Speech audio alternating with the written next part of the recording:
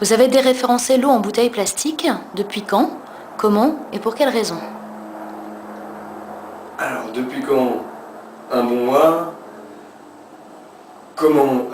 Ça fait maintenant 1 an qu'on a arrêté les 50 centilitres. 6 mois, on va dire qu'on a arrêté les 1,5 litre. Et puis, 1 mois, donc les 5 litres.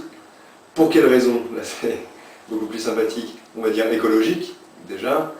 Pour le poids de plastique, le poids du transport, le poids de... Enfin, ça a un coût écologique assez monstrueux, le fait de distribuer de l'eau en bouteille. Économique, au prix ramené au litre à la fin de l'année, si on fait des calculs, c'est 300 fois plus cher, je ne suis pas certain de mon chiffre, mais enfin c'est en tout cas beaucoup plus cher. Ensuite, éthique, pour aller beaucoup plus avant dans la question, sur la notion de privatisation de la ressource qu'est l'eau, sur attribuer à des distributeurs privés ce patrimoine qui n'est pas nécessairement privatisable qu'est l'eau. Voilà.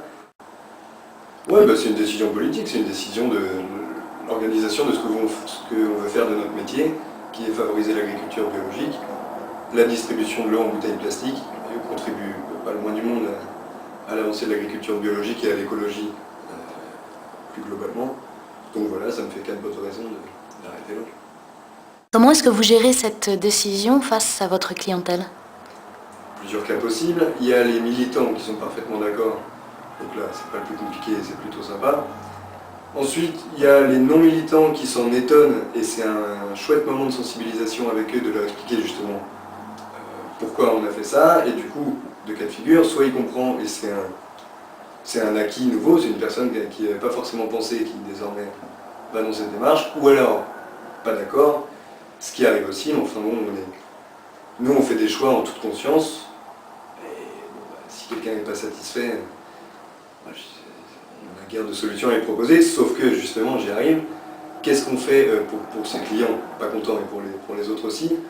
On a arrêté l'eau en bouteille, mais on leur propose également tout un pack de systèmes de filtration de l'eau de réseau, de la carafe filtrante pour aller vite, jusqu'au super osmoseur et compagnie pour familles nombreuses et fortunées. Donc voilà, il y a des solutions adaptables à chacun, en fonction des cas de figure, locataire, propriétaire, petit budget, gros budget, famille, petits jeunes et compagnie. Donc voilà, on les laisse pas mariner devant un fait accompli, parce que c'est pas le style de la maison, et puis c'est pas très sympa non plus. Cette démarche-là, elle témoigne d'une forte éco-responsabilité. En magasin, vous avez d'autres actions. Quelles sont-elles?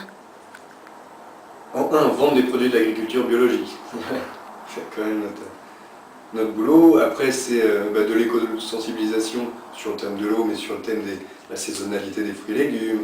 Enfin, il y a la localisation des lieux de production qui interviennent dans nos yaourts à la fraise ou bien dans la courgette qu'on vend. Enfin, voilà, c'est toute la logique qui est Biocop, c'est-à-dire d'essayer d'aller dans la bio, mais alors un petit peu plus avant que l'esprit n'est pas la lettre, quoi, en fait. Voilà, donc, nous, on passe à NRCOP, donc voilà, oui, effectivement, sur des thèmes transverses plus que l'agriculture biologique, les salariés sont tous sensibilisés, on n'utilise que du papier recyclé, aux toilettes on fait attention à ce qu'on fait, on ne gâche pas de sopalin à tort et à travers, on s'arrange pour que tout le monde mange bio à 100% ou en tout cas au maximum. Donc voilà, oui, vis-à-vis du déréférencement de l'eau en bouteille, ce qu'on craignait au début avant d'y aller, c'est comment vont réagir les clients. Je parlais à l'instant de ceux qui réagissent mal, il faut bien dire quand même que c'est un pourcentage négligeable, je dirais beaucoup moins de 1%. Voilà, quand même, il faut fixer les choses.